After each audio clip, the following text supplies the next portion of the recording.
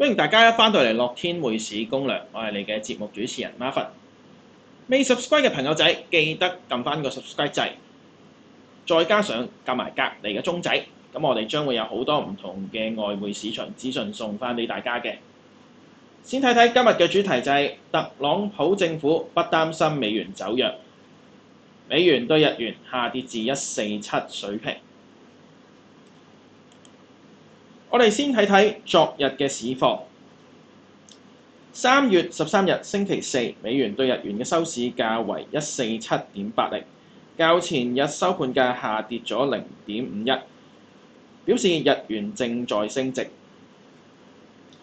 投機者從去年年底開始建立嘅美元多頭頭寸，喺本週之前似乎已經大部分平倉啦。特朗普政策嘅不確定性係負面因素，但另一方面，由於減稅同埋放鬆管制嘅期待，市場似乎不會過度偏向空頭，短期內將保持中立嘅狀態。歐元喺歐洲財政擴張嘅期待下有所上漲，但由於政治談判同埋法律程序所需嘅時間超出預期，歐元買入熱潮似乎稍微減退。歐元對美元1.10水平附近可能將會成為短期嘅天花板。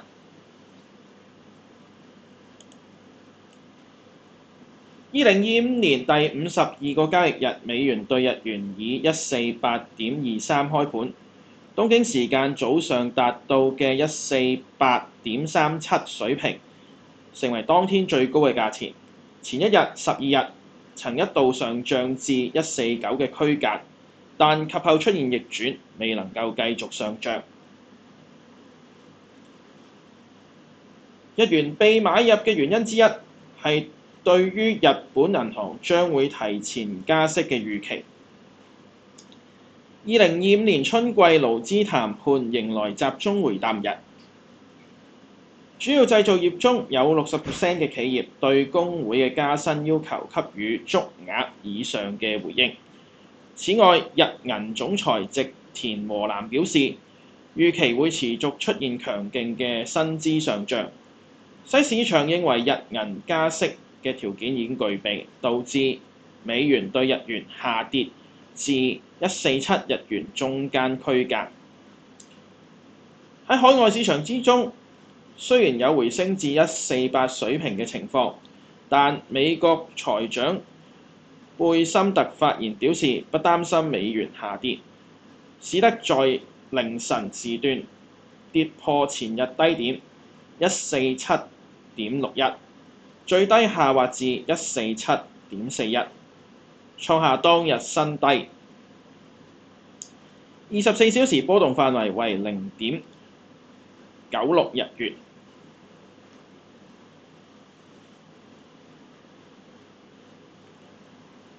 通脹方面，基本可以分為需求主導型同埋供給主導型。當物價同埋消費雙雙上升時，需求嘅強勁會引發通脹。另一方面，若物價上升而消費減少，則供應限制好可能造成通脹嘅主要原因。自去年6月以嚟，美國通脹上升，顯示供應問題已成為比需求更大嘅問題。